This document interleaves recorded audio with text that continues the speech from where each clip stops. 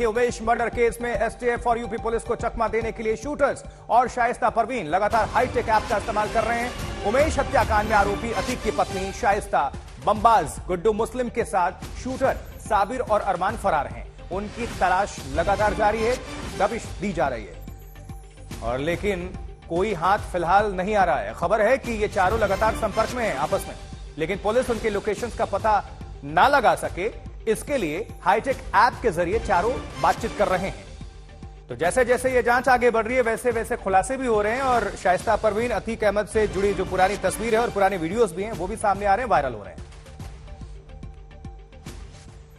ये तमाम तस्वीरों को आपके साथ समक्ष हम रख रहे हैं। देखिए, 6 तस्वीरें हैं जिस होटल में ठहरे थे शूटर, प्रयागराज में ये होटल, और शेरे अतीक नाम से एक ग्रुप था जिसको तैयार किया था असद। असद खुद एडमिन था, अतीक अहमद का बेटा, लेकिन उमेश पाल हत्याकांड से ठीक पहले इस ग्रुप को डीएक्टिवेट कर दिया गया, बंद कर दिया गया। अब इसकी भी जांच कर रही है पुलिस कि इस ग्रुप में कुल कितने एक्टिव मेंबर्स थे। 200 के आसपास जानकारी मिल रही है, सबसे पूछताछ होगी, जानकारी इकट्ठा की जा रही है।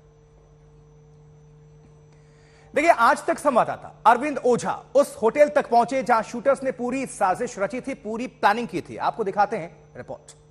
ये होटल स्टे इन है। यहाँ पर जो शूटर्स थे वो 13 तारीख को पहुंचे थे और इसी होटल के कमरे में रहकर उन्होंने पूरी प्लानिंग की थी और साथ ही साथ जो हथियार लेकर इस होटल में ठहरे हुए थे, उसके बाद लगातार इसी होटल से वो प्रॉपर रेकी कर रहे थे। हम आपको उस कमरे की तरफ भी ले जाएंगे। पुलिस टीम यहाँ पर पहुंची हुई थी और बाकायदा यहाँ पर पुलिस टीम ने छापेमारी की है। इसी होटल से 2 मोबाइल फोन, चार्जर रिकवर हुआ। 203 कमरा नंबर था जी सर, 203 नंबर था। 203 नंबर। पुलिस आई थी?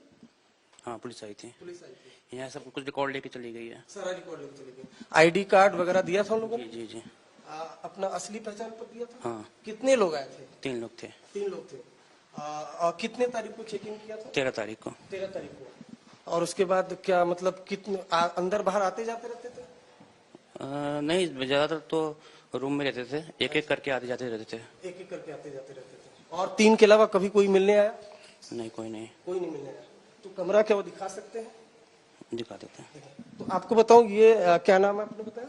मोहित श्रीवास्तव। मोहित श्रीवास्तव जी हैं, ये मैनेजर हैं। बाकायदा इन्होंने बताया कि सिर्फ 3 लोग आए थे। 13 तारीख को कितने बजे चेक इन किया था? 8:30 बजे रात को। 8:30 बजे रात को इसी होटल में चेक इन किया। 203 कमरा नंबर किस साइड है? 2nd फ्लोर पे। 2nd फ्लोर पर। हम आपको उस कमरे की तरफ ले जाते हैं जहां पर शूटर रुके हुए थे। आज तक का ये इंडिया टुडे का सबसे बड़ा खुलासा है अतीक अशरफ हत्याकांड में।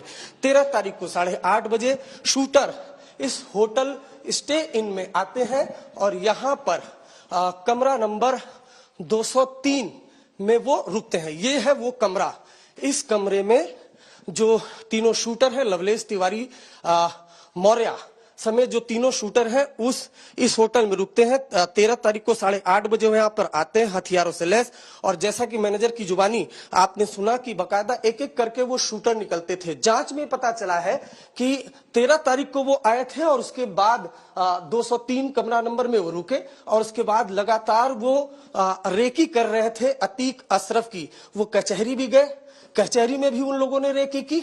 इसी कमरे से मोबाइल फोन और बकायदा जो मोबाइल फोन के अलावा जो चार्जर है वो भी रिकवर हुआ है। पुलिस टीम ने यहां से डेटा रिकवर किया है, जो सीसीटीवी का डेटा है वो सब कुछ सीज कर दिया है। मैनेजर ने काफी चौंकाने वाला खुलासा किया है। होटल स्टे इन, इसी होटल में जो पूरा हत्याकांड है उसकी साजिश रची गई थी अतीक और अशरफ की। ये जो होटल है और लगातार पुलिस की टीम यहाँ पर आ रही है, छानबीन कर रही है। तो आज तक इंडिया टुडे पर हम सबसे बड़ा खुलासा कर रहे हैं कि प्रयागराज के इसी होटल में अतीक और अशरफ की हत्याकांड की पूरी साजिश रची गई, पूरी प्लानिंग की गई और खुद मैनेजर जो मोहित हैं उन्होंने खुलासा किया है कि सिर्फ 3 लोग आए। जो भी होगा वो पुलिस लोग अपना बताएंगे, हम वो आप देंगे क्या हुआ है, कैसे हुआ है। सीसीटीवी लेकर गए, सीसीटीवी लेके गए हुए हैं। जो भी होगा वो आप लोग उनसे पूछताछ कीजिए, पुलिस डिपार्टमेंट से, ठीक है। यहाँ तो आप ये देख पा रहे हैं कि बकायदा इस होटल में आए हुए थे और खुद इन्होंने बताया कि जो सीसीटीवी है वो लेकर गए हैं। ये होटल स्टे इन, यहाँ से प्रयागराज जो रेलवे स्टेशन है वो बेहद नजदीक है और पुलिस टीम यहाँ पर आई थी पूरी जांच पड़ताल की। लेकिन ये साफ हो चुका है जिस तरह से कि 13 तारीख को 8:30 बजे आना, और जाहिर सी बात है तकरीबन 48 घंटे पहले वो प्रयागराज पहुंच चुके थे शूटर। उन्होंने प्रॉपर रेकी की है और उस वक्त तक जब वो 13 तारीख को आते हैं 8:30 बजे रात को, उस वक्त तक अतीक और अशरफ प्रयागराज में मौजूद थे। तो जाहिर है पहले आना मतलब प्रॉपर रेकी करना। ये भी जानकारी मिली है कि वो तीनों शूटर कचहरी गए थे, प्रॉपर रेकी की गई, लगातार वो अतीक और अशरफ का पीछा कर रहे थे और एक दिन शाम को जब मौका मिलता है तब ताबड़तोड़ अतीक और अशरफ पर फायरिंग कर देते हैं, जिसमें अतीक और अशरफ की मौत हो जाती है। पुलिस लगातार तीनों आरोपियों से पूछताछ कर रही है। कैमरामैन प्रदीप गुप्ता के साथ अरविंद ओझा, प्रयागराज, आज तक। चलिए, अरविंद ओझा की आप रिपोर्ट देख रहे थे और हमारे सहयोगी अरविंद ओझा इस वक्त उनकी मौजूदगी प्रयागराज में ही है। हम सीधा अभी आप सभी को प्रयागराज ही लिए चलते हैं। अरविंद, आपसे जानना चाहेंगे कि देखिए तलाशी ली गई, सब कुछ सामने आ रहा है, सर्च ऑपरेशन जारी है, पूछताछ चल रही है, लेकिन अभी तक ये पता नहीं चला कि इस हत्याकांड के पीछे असली क्या कोई मास्टरमाइंड बैठा है, क्या कोई कहीं से दिशा निर्देश मिला था, आखिर किसका दिमाग काम कर रहा है, क्या इस पर भी कुछ जांच चल रही है? पुलिस क्या कुछ कह रही है?